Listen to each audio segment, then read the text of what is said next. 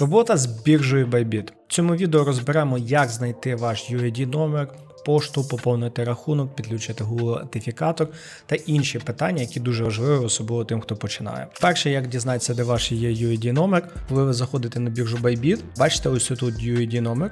Ви просто на цього чоловічка наводите і ось оцей номер. Можливо, вам його потрібно буде для якоїсь активності і тому подібне, тому користуйтесь. Далі, як дізнатися номер пошти і номер телефону, до якого підключений аккаунт. Наводите знову на цю людину і заходите в налаштування.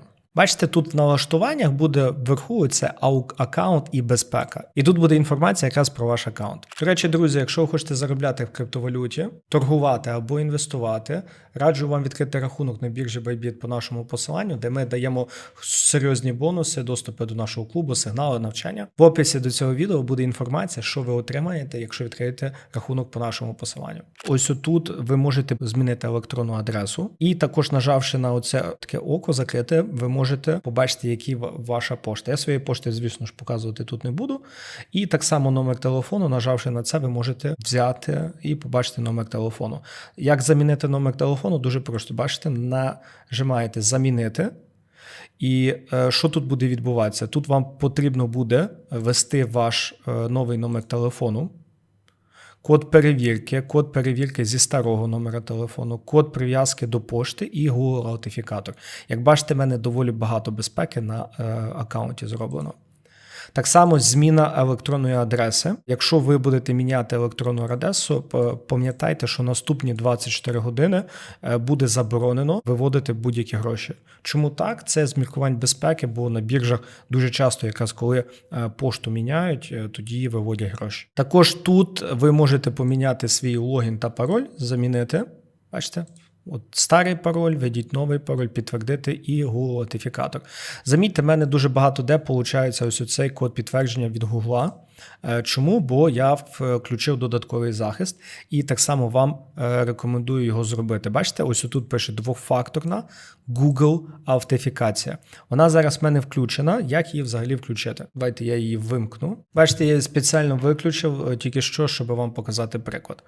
Як ми підключаємо двофакторну аутентифікацію, ось тут нажимаємо налаштування. І прямо зараз, бачите, на вашу пошту прийде імейл, який покаже вам, який треба буде сюди ввести. Ось тут я вам от зараз покажу скріншот. До мене прийшли ось ці цифри 3, 2, 2, 1, 8, 7.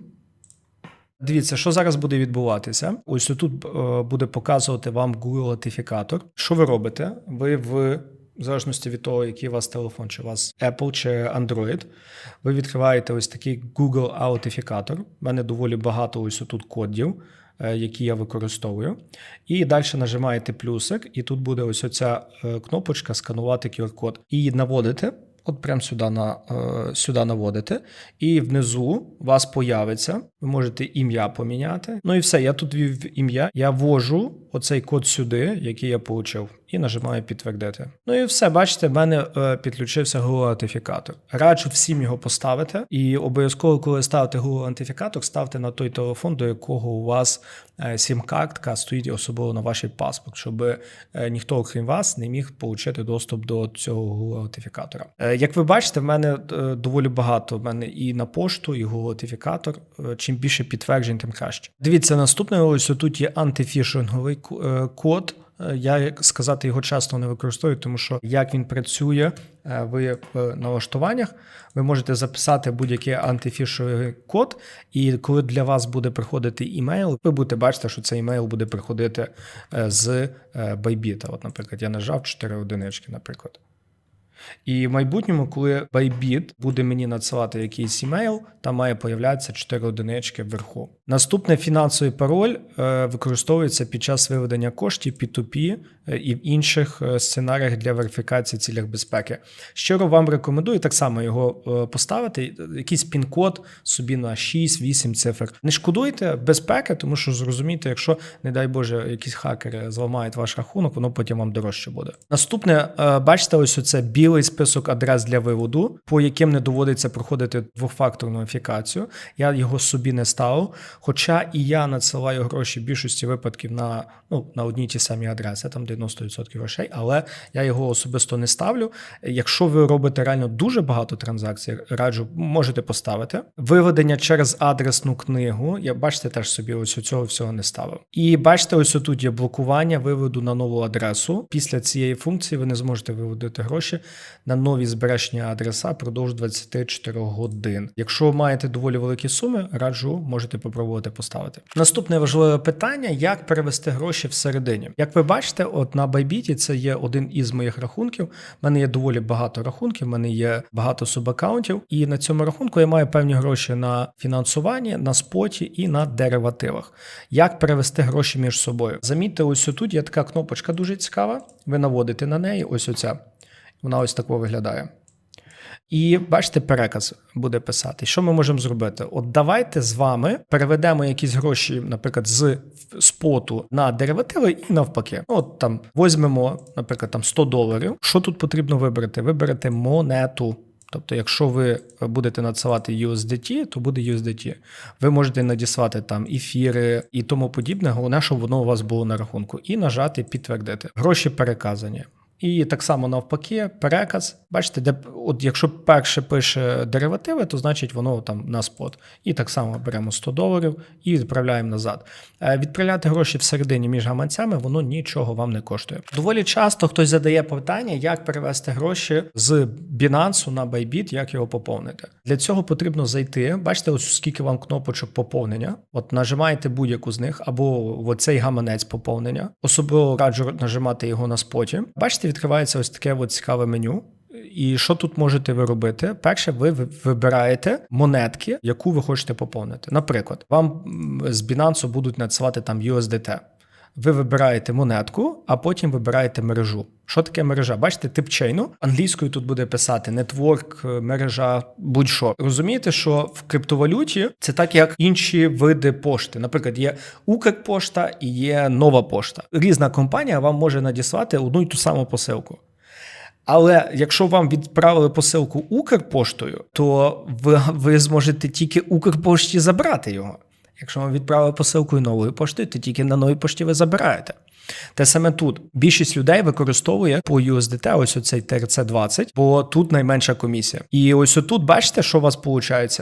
Коли ви хочете з Binance надіслати гроші, ви берете от ті людині, яка вам надсилає, чи ви самостійно робите, надсилається ось цю адресу.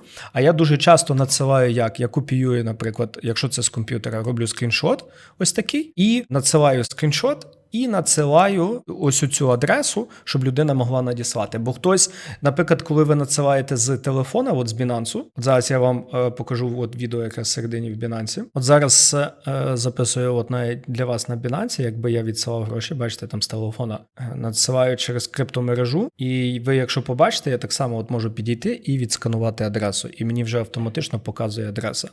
Але коли я з Binance надсилаю, дуже важливо бачити, щоб тут ця адреса, я мушу її знати, бо якщо я її не буду знати, я не зможу сюди відправити.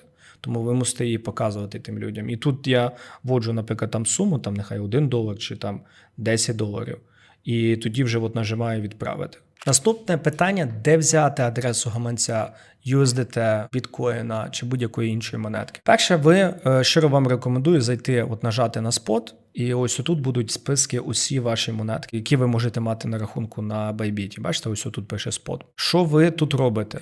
Бачите пошук. Тут ви можете вписати будь-яку монетку. Наприклад, нам потрібен гаманець біткоїна. Що ми робимо?